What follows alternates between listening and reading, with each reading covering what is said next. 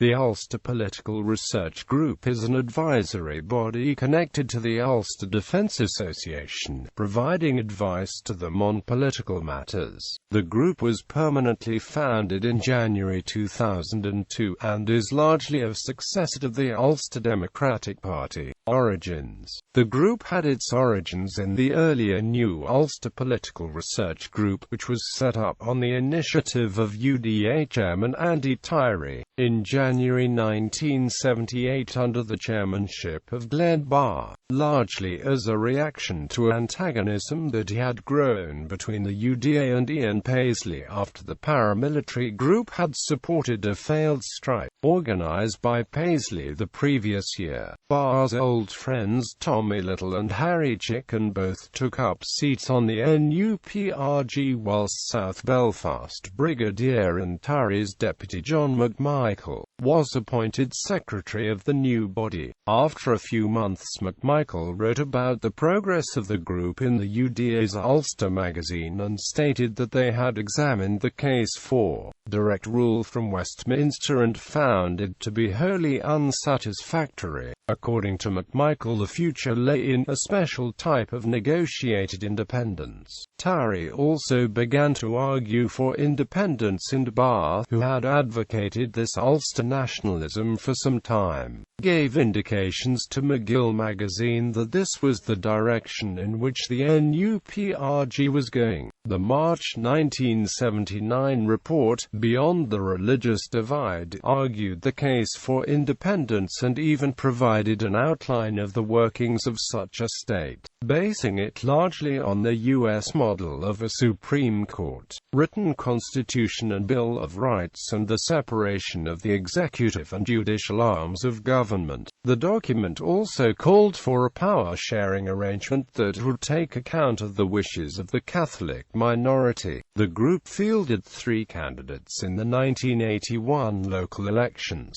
with one of them holding the seat that he had won in a by-election 3 months before the local elections. However, the NUPRG were disbanded soon afterwards and replaced with the Ulster Loyalist Democratic Party, a group that took Beyond the Religious Divide as the basis of its ideology. Re-establishment. The Ulster Democratic Party, which had succeeded the earlier Ulster Loyalist Democratic Party, dissolved in 2001, and the UPRG was re-established soon afterwards. The UPRG came to wider prominence in 2003 after West Belfast Brigadier Johnny Adair had been expelled from the movement and the UDA leadership decided to present a more civilian face. On the 22nd of February 2003, a new one-year ceasefire extension was announced at a hotel in East Belfast, but this was presented as a UPRG event, with journalists' questions being answered by the likes of Frank McCaubrey, Sammy Duddy, Frankie Gallagher, Jim Wright and Tommy Kirkham, all of whom had emerged as the leading figures in the group. The ceasefire was indefinitely extended in January 2004, and once again it was left to the UPRG to make the announcement. Although the UPRG is not a registered political party, some members have gained elected office. McCaubrey is a member of Belfast City Council, ostensibly as an independent, whilst Kirkham is also registered as the leader of the Ulster Protestant League, a title he has never used in elections. 2006 split. In October 2006, the UDA South East Antrim Brigade announced it would no longer give its support to the UPRG, but would henceforth align itself with a new body named Beyond Conflict, founded by Kirkham. Several hours after this announcement, Beyond Conflict stated that it could take £8 million of British government money in 5 years after the South East Antrim Brigade would cease all terrorist activity. Kirkham's role within the UPRG is in doubt after he was expelled from the UDA for his role in a loyalist feud. 2007 funding row. In March 2007, the British government announced plans to give £1 million to a far-set youth and community development project designed to move the UDA away from paramilitarism. The announcement followed an initiative by the UPRG to consult with UDA activists, culminating in the publication of a business plan to facilitate a conflict transformation initiative.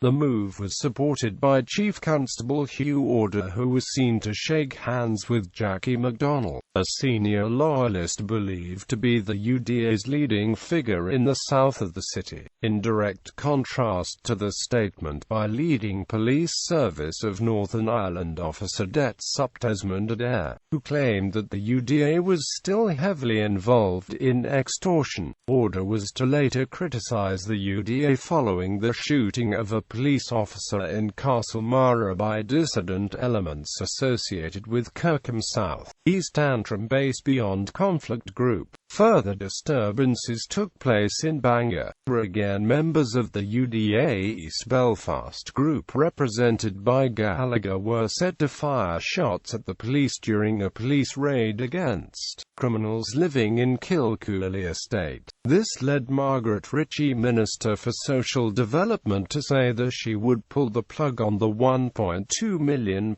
project run by Farset if the UDA did not begin to decommission in 60 days. She further called on the group to begin a meaningful dialogue with the Independent International Commission on Decommissioning, the group responsible for overseeing decommissioning and led by General John de Chastelain. MacDonald had stated that he was reluctant to see the UDA decommission because of the threat posed by dissident Republican groups. However, ultimately MacDonald was credited with convincing the UDA to go through with the process when the UDA decommissioned in 2010.